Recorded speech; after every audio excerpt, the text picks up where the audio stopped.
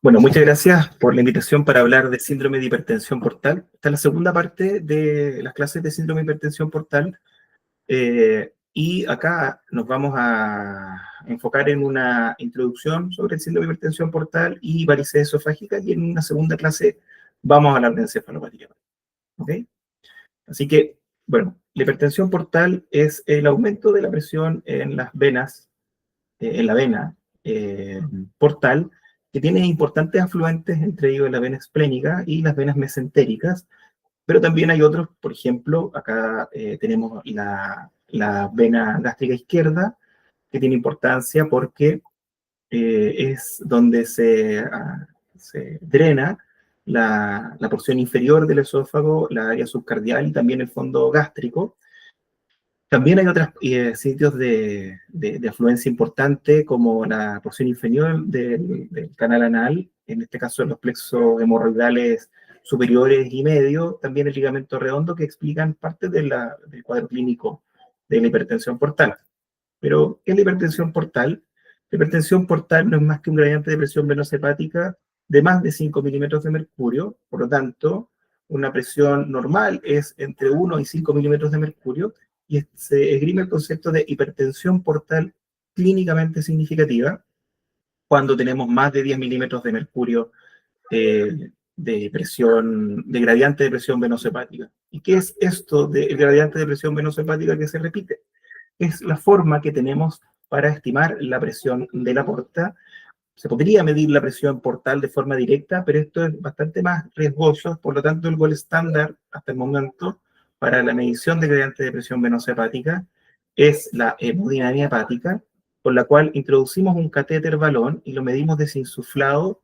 Medimos la presión que hay en la vena suprahepática, principalmente la vena suprahepática derecha y media, y medimos la presión libre, y después insuflamos este balón, con lo cual reclutamos el lecho sinusoidal y hacemos transmisión de la presión de la porta, y de esta forma obtenemos la presión suprahepática enclavada. Acá está el registro, esto que ven abajo es el registro de presión que tenemos libre, enclavamos y después tenemos la presión enclavada suprahepática, y esta diferencia entre la presión enclavada y la presión libre es lo que conocemos como el gradiente de presión venosa hepática, con lo cual definimos la presión, la hipertensión portal. Y esto en cirrosis tiene una excelente correlación con la presión portal directa. Ahora, sabemos que la hipertensión portal, la principal causa es la causa sinusoidal, la cirrosis hepática, pero podemos clasificarla de forma anatómica en intrahepática, poshepática, cuando el problema está fuera del hígado y sobre él, y prehepática, cuando está fuera del hígado y bajo él.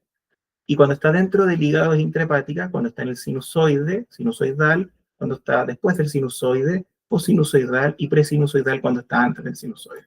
Sabemos bien que más del 90% de la hipertensión portal es intrahepática, y de este 90%, el 99% o casi siempre, esta hipertensión portal intrahepática es cirrosis hepática.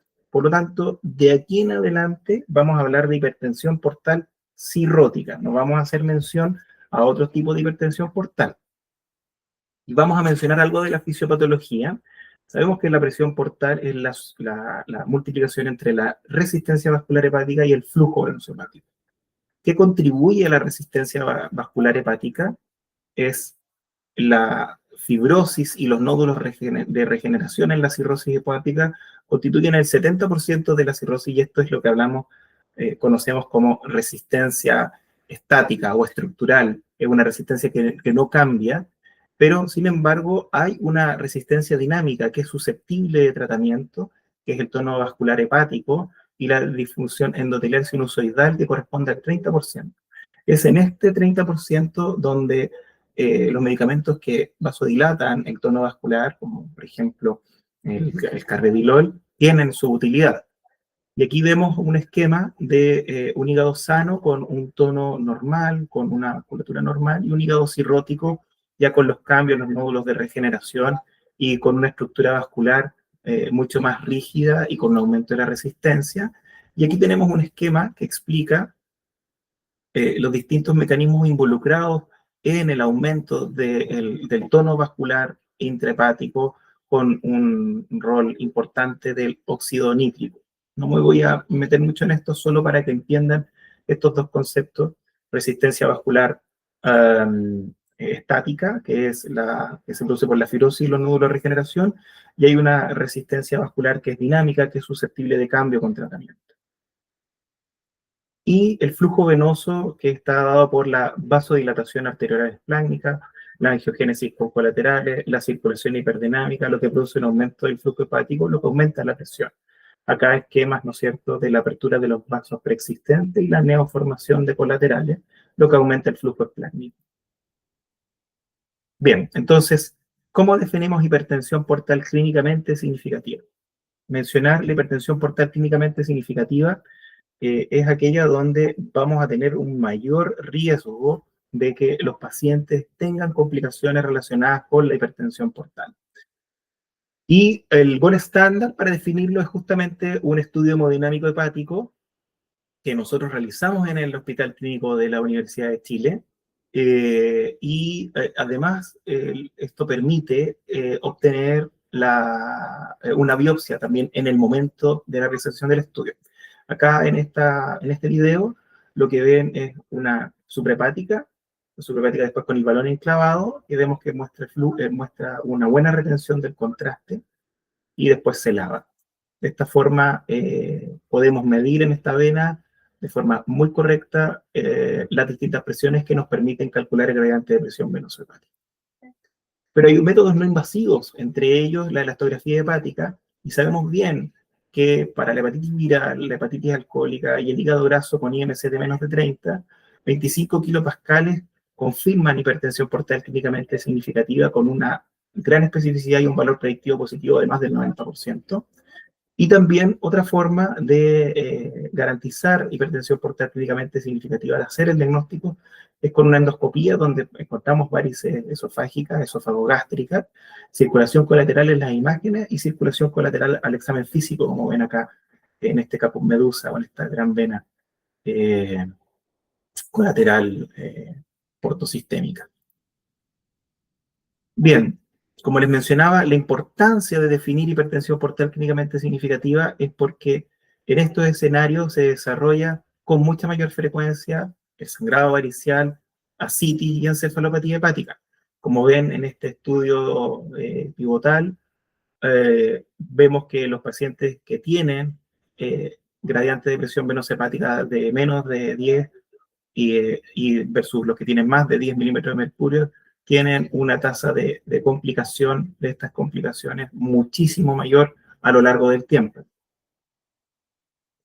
Y sabemos que los pacientes, sabemos que esto es antes de la descompensación, pero sabemos que si los pacientes llegan a descompensarse, y esto es variable dependiendo del tipo de descompensación, pero como regla general, los descompensados tienen una supervivencia promedio mucho menor de 2 a 3 años, comparado con aquellos que tienen una cirrosis compensada que llega a 12 a 15 años. Así que uno de los conceptos que quería entregar en esta clase es el concepto de cirrosis descompensada. ¿Qué es una cirrosis? Entonces, uno de los conceptos es hipertensión portal clínicamente significativa, y este es otro concepto que es cirrosis descompensada. Son dos conceptos diferentes que se pueden solapar, pero no siempre es así. En la cirrosis compensada tenemos aquellos que no presentan varices y no presentan ascitis, y aquellos que presentan varices pero no presentan ascitis también se le consideran cirrosis compensada, ya que también tienen una amplia supervivencia, incluso en presencia de varices. Por ejemplo, para tratar de explicarle estos dos conceptos, un paciente que está en etapa 2, que tiene presencia de varices, tiene hipertensión portal clínicamente significativa, sin embargo, se encuentra con una cirrosis compensada conceptualmente. Y bueno, cuando tienen algún evento descompensante, cuando tenemos presencia de ascitis, con o sin varices, estamos en presencia de una cirrosis descompensada, y aquellos que tienen sangrado varicial también tienen presencia de una cirrosis descompensada, ¿no es cierto? Entonces, y estos tienen una posibilidad de muerte muchísimo mayor al año que aquellos que están en etapa compensada. Entonces, esas son las definiciones de cirrosis compensada y descompensada y y de hipertensión portal clínicamente significativa. Entonces, ¿para qué esto? Porque antes hacíamos profilaxis de la hemorragia, veíamos si los pacientes tenían varices y le dábamos tratamientos para evitar la hemorragia. Hoy día el concepto cambia. Lo que queremos es prevenir la descompensación, prevenir que desarrollen ascitis, prevenir que desarrollen encefalopatía y además prevenir que desarrollen hemorragia digestiva. Y cuando hay hipertensión portal clínicamente significativa, debemos utilizar carvedilol, beta bloqueo, principalmente carvedilol, ya que permite prevenir estas descompensaciones. Pero ¿por qué hacemos esto? Porque sabemos que aquellos que tienen hipertensión portal clínicamente significativa tienen más descompensación y al tener descompensación tienen más posibilidad de muerte. Entonces, si podemos cambiar desde la hipertensión portal clínicamente significativa, cambiamos la historia natural. Y esto ha sido demostrado en este estudio importantísimo, el estudio PREDECI, donde se reclutaron pacientes y se les dio beta bloqueo, carvedilol y placebo en aquellos con el gradiente de presión venosa hepática de más de 10 con o sin presencia de varices, y el endpoint primario fue la descompensación y muerte, y claramente se vio que aquellos pacientes que estaban en el grupo placebo tenían mayor descompensación que aquellos que estaban en tratamiento con beta bloqueante. Por lo tanto, esta cadena de eventos se logra mejorar o retrasar, si es que se quiere, con el uso de carvedilol. El carvedilol, como ven, logra el propanolol, tiene una respuesta hemodinámica de aproximadamente la mitad, mientras que el carvedilol logra la misma respuesta que el propanolol, la mitad y más, ¿no es cierto? Logramos rescatar un 75-80% de pacientes. Así que por eso es que el carvedilol se prefiere por sobre el propanolol. Así que con respecto a la hipertensión portal clínicamente significativa, cuando encontramos la presencia, ya sea por cualquiera de estos medios, la endoscopía, la circulación colateral, imagen, examen físico, el fibroscan, ¿no es cierto?, con más de 25 kilopascales o con una hemodinamia hepática, el mensaje es que hay que dar carvedilol y de esta forma. Se inicia con una dosis pequeña de 325 a 6.25 miligramos al día,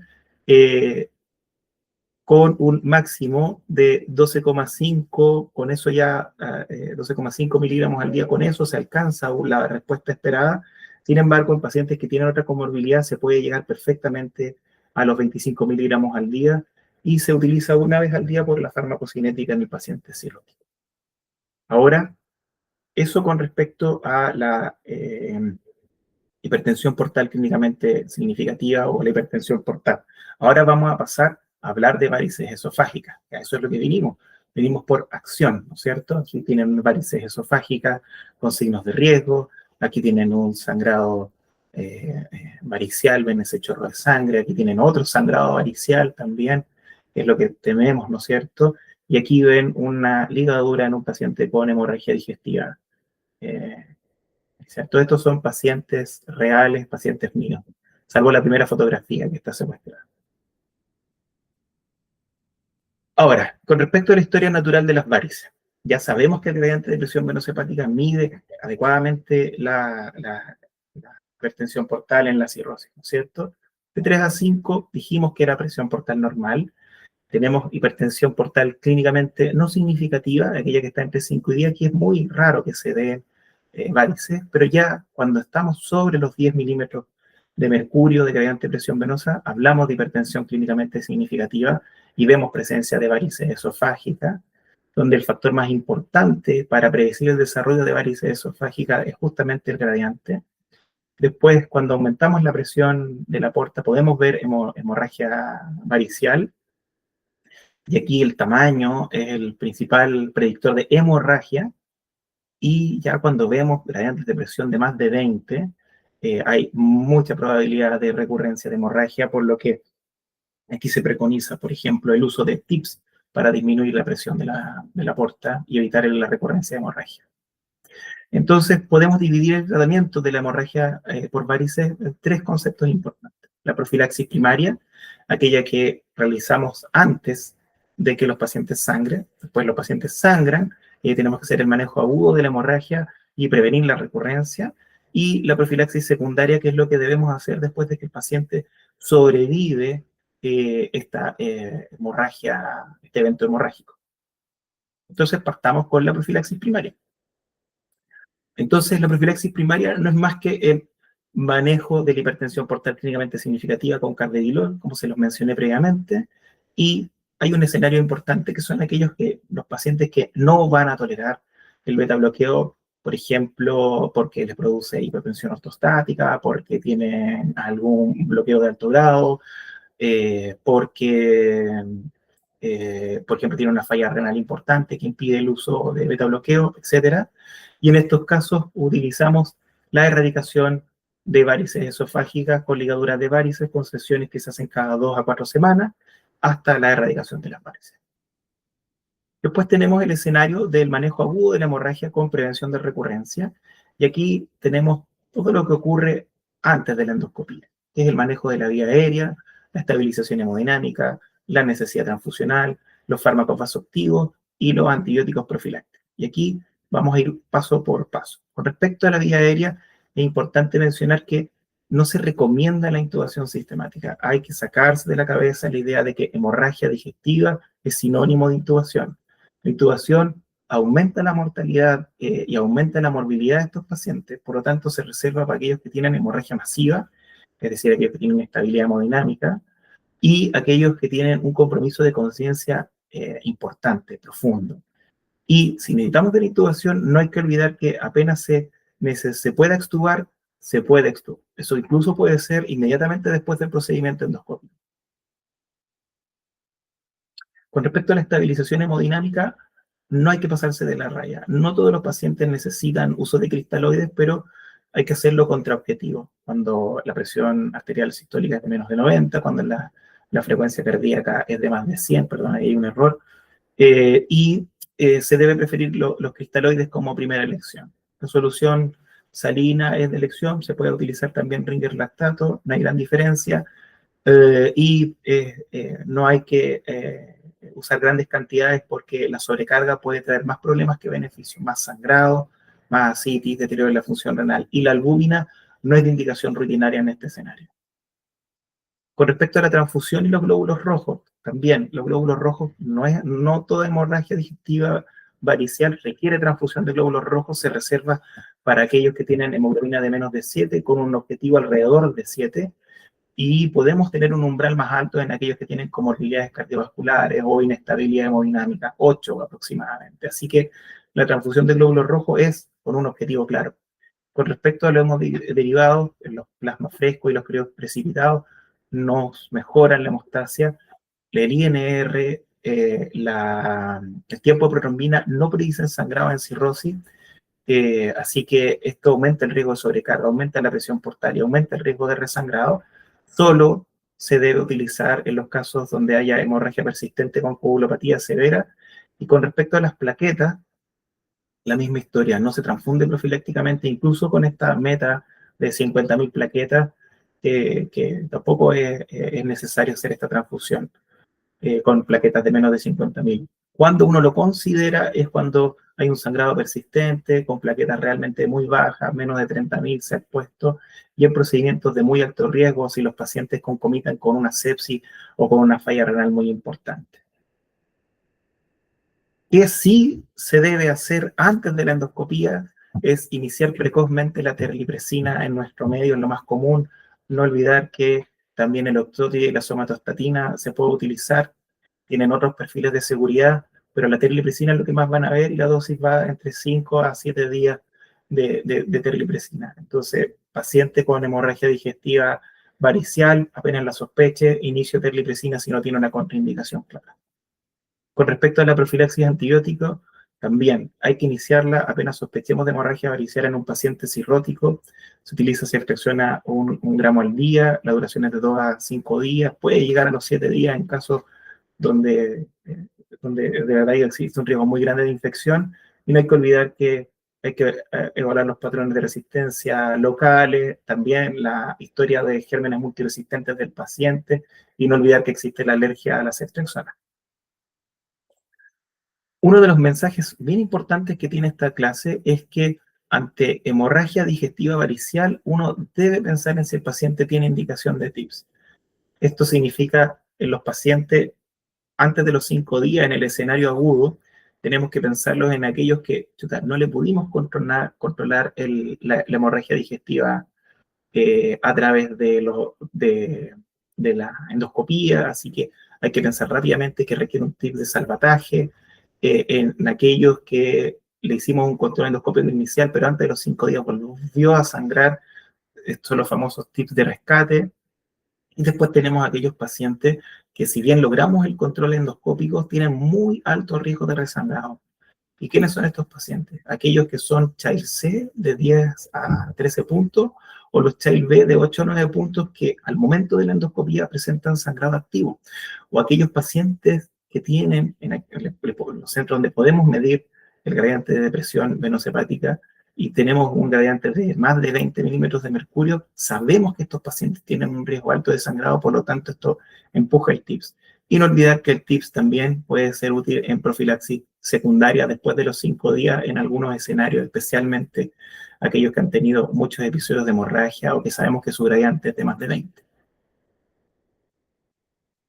Ahora, con respecto a la endoscopía, esta debe realizarse dentro de las primeras 12 horas tras la estabilización hemodinámica. Eso quiere decir que el paciente viene con hemorragia varicial y debemos hacer todos los pasos que le indiqué antes de llamar desesperado al endoscopista para que venga a hacer la endoscopía, porque lo que le va a preguntar el endoscopista es justamente si hicieron todos los pasos preendoscópicos que le había indicado.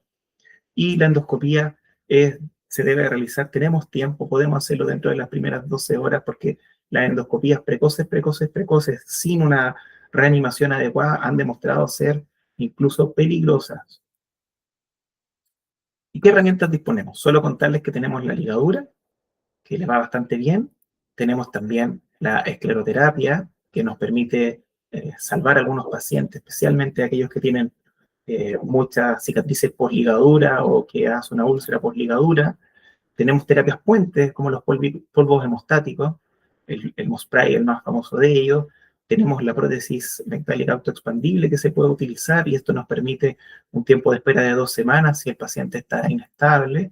Y en los centros que no disponemos de estas medidas, siempre está la confiable sonda de Senstacker, que se puede utilizar, nos da 24 horas para poder esperar al endoscopista o utilizar alguna otra medida de tratamiento definitivo. Y con respecto a la profilaxis secundaria, después de que los pacientes fueron ligados exitosamente, lo que se recomienda es hacer las ligaduras de varices esofágicas hasta lograr la erradicación de 2 a 4 semanas y, por supuesto, acompañarlo del carvedilol que ya les mencioné, de igual forma que se hace en profilaxis primaria. Se mezclan, se combinan estas dos estrategias. Así que eso es lo que les quería contar. Muchísimas gracias por su atención. Ahora, después de esto, viene otra clase. Les dejo también ahí mi canal de YouTube para que puedan acceder a esta clase y otras clases que tengo también previamente grabadas. Muchas gracias.